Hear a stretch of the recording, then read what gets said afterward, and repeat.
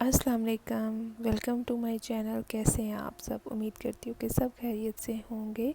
और आज आप लोगों के लिए मैं लेकर आई हूँ ज़र्दा बनाने की रेसिपी। वो बहुत आसान तरीके से और बिल्कुल परफेक्ट आपके ज़र्दा बनेगा। तो चलें स्टार्ट करते हैं बनाना।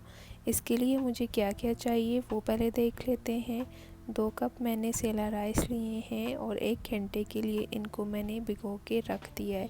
वॉश करके अच्छे तरीके से 1 घंटे के लिए इसको मैंने भिगो के रख दिया है।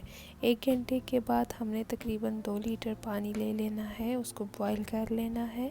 पानी जब बॉईल हो जाएगा तो हमने इसमें ज़र्दा फूड कलर ऐड कर देना है 1 टीस्पून, और इतना काफ़ी होता है तो वो हम इसमें ऐड कर देंगे।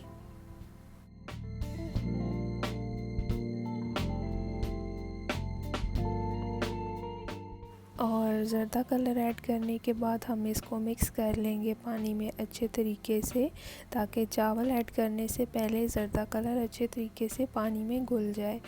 तो अब ये मिक्स हो गया है अच्छे तरीके से। तो अब हम इसमें अपने भीगे हुए चावल ऐड कर देंगे, जिनको हमने 1 घंटे के लिए भिगो के रखा था। वो चावल मैंने इसमें ऐड कर दिए हैं। और अब मैंने इन चावलों को फुली बॉईल करना है, इनकी कोई कन्नी कच्ची नहीं छोड़नी, इसको हमने बिल्कुल बॉईल कर लेना है। चावल बॉईल हो जाएंगे तो उनको हमने निकाल के छलनी में छान लेना है, ताकि अच्छे तरीके से उनमें से पानी निकल जाए। तो अब यहाँ पर हम देखते हैं कि हमें इसके अलावा और क्या क्या चाहिए। 2 कप मैंने राइस लिए हैं तो 2 कप ही मैं इसमें शुगर ऐड करूँगी। जितनी क्वांटिटी हमने राइस की रखनी है उतनी ही हमने शुगर की रखनी है। 2 टेबलस्पून मैंने बादाम लिए हैं, उनको कट कर लिया है। 2 टेबलस्पून मैंने काजू लिए हैं, और छुहारे लिए हैं मैंने 6 से 7 अदद, और इनको इस तरीके से कट कर लिया है। और यहाँ पर हमें चाहिए किशमिश, वो भी मैंने 2 टेबलस्पून लिया है। और ये पिस्ते लिए हैं, ये 1 टेबलस्पून है। आप ज़्यादा डालना चाहते हैं तो अपनी मर्ज़ी से सारे ड्राई फ्रूट ऐड कर सकते हैं। 1 टीस्पून केवड़ा एसेंस चाहिए हमें, और 1/3 कप ऑयल चाहिए, और इसके अलावा हाफ़ कप हमें मिल्क चाहिए। तो अब हम इसको पकाना स्टार्ट करते हैं। तो ऑयल यहाँ पर मैंने ले लिया है 1/3 कप ऑयल, जो हमने मेजर करके रखा था वो मैंने ऐड कर दिया है। और आधा कप जो हमने मिल्क लेके रखा था वो भी हमने इसमें ऐड कर देना है।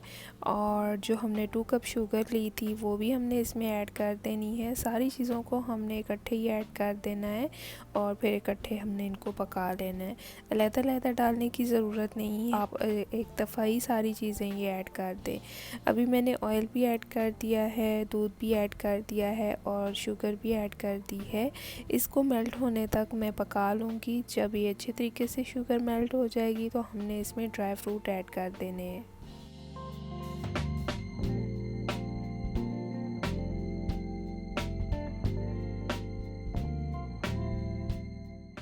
एक से 2 मिनट में शुगर अच्छे तरीके से मेल्ट हो गई है और इसमें उबाल आना शुरू हो गया है। अब जो ड्राई फ्रूट हमने रखे थे वो सारे इसमें ऐड कर देने हैं, और तकरीबन 1 मिनट के लिए हमने इसको मज़ीद पका लेना है।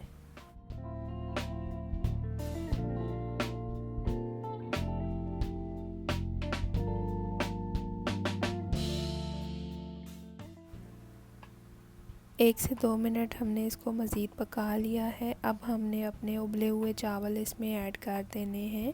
जो हमने चावल उबाल के रखे थे फुली बॉयल करके, वो हमने इसमें ऐड कर देने हैं।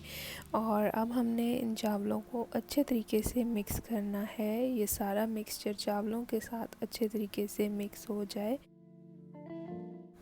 चावलों को मिक्स कर लिया है, और आप देख सकते हैं कि इसमें अभी पानी है, तो इसलिए फ्लेम हाई रख के हमने इसको कवर करके 1 मिनट के लिए छोड़ देना है हाई फ्लेम पे। इस तरह से हमारे चावल बिल्कुल भी हार्ड नहीं होंगे और टूटेंगे भी नहीं।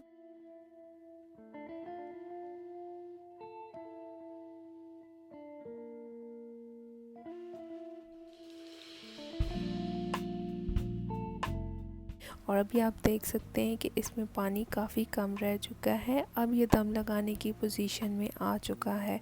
अब हमने इसको दम लगा देना है, लेकिन दम लगाने से पहले हमने इसमें केवड़ा एसेंस शामिल करना है, और फिर इसको हमने 15 से 20 मिनट के लिए दम लगा देना है।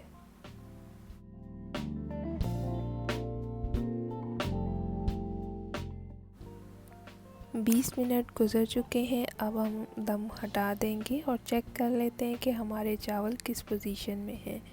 तो ये देखिए हमारे चावल माशाल्लाह बिल्कुल परफेक्ट तैयार हो चुके हैं। इसमें पानी भी बाकी नहीं है और चावल बहुत अच्छे खड़े खड़े बने हैं।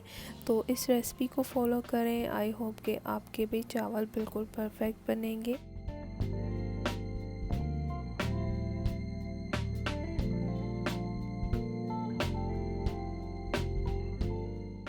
यहाँ पर मैं कुछ खोया इसके ऊपर ऐड कर दूँगी और इसको मिक्स कर लूँगी। और ये ऑप्शनल है, अगर आप डालना चाहते हैं तो डाल लें, अदरवाइज़ ये ऑप्शनल है। तो उम्मीद करती हूँ कि ये ज़रदा रेसिपी बहुत आसान तरीके से बनाई है, आपको अच्छी लगी होगी। अगर अच्छी लगी है तो मेरी वीडियो को लाइक कर दें और चैनल को भी सब्सक्राइब कर दें। Thank you. इंशाल्लाह फिर मिलेंगे न्यू रेसिपी में। Take care. अल्लाह हाफिज़।